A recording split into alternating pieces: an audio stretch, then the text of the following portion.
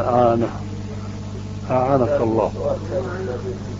لما أنت بتتولى في الساحة بحديثك المكرر ما أقدر بيعترض عليك. أنا صابر، أنا ما أعترض. ما هالجزاء الإحسان من إحسان، صبروا عليه. صبروا عليه. عن نفسه وعن إمامه.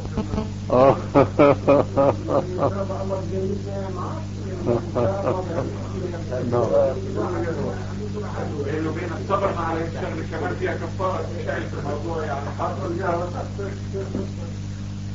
طويل هذا السؤال شوي. زوج ملتزم عنده زوجة مريضة وسبق إلى هذا الزوج قبل هدايته كانت زوجته مريضة وذهب بها إلى أكثر من طبيب وآخذ قرار إلى الطبيب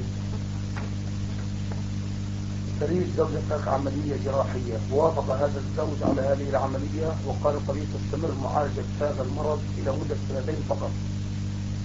وبعد رجوع المرض إلى هذه الزوجة كان الزوج ملتزم ومتعصب، وقالت له الزوجة أريد أن أذهب إلى الطبيب، فقال لها الله هو الشافي وما أريد أن أذهب معك إلى الطبيب. فلو هذه الزوجة يعني أصيبت بشيء من مرض قد يطول معها، هل على هذا الزوج إثم إذا ما أخذها عند الطبيب؟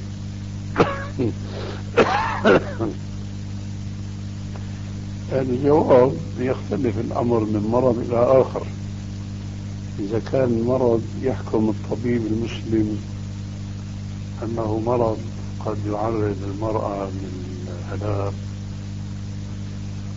وأنه لابد من إجراء عملية لها، لا يكون حينئذ الزوج مسؤولا عنها فيما إذا عرض لها عارض.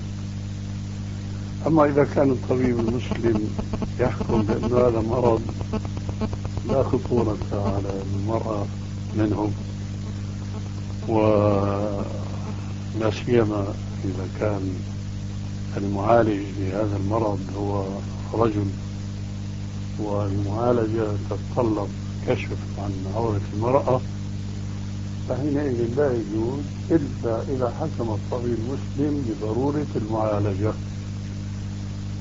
في هذه الحالة يبحث ويفتش عن الطبيبة، فإن وجدت فبها وإلا انتقل إلى الطبيب المسلم المعروف بحسن خلقه. فإن كان المرض كما قلنا يخشى منه ضرر على الزوجة فالزوج والحالة هذه مسؤول، وإذا كان فعلا ملتزما كما قال فمن نتائج التزامه إذا كان صادقا في التزامه أن يتبنى حكم الله عز وجل في أمر النبي عليه السلام بقوله تداووا عباد الله فإن الله لم ينزل داء إلا وأنزل له دواء.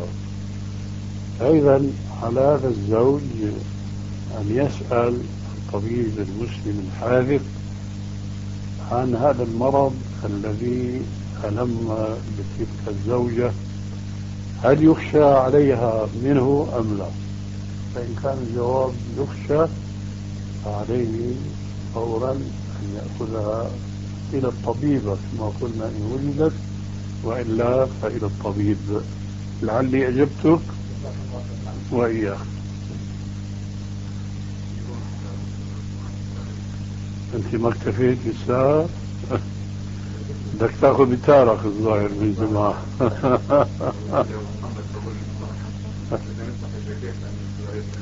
يا شاء ما شاء الله.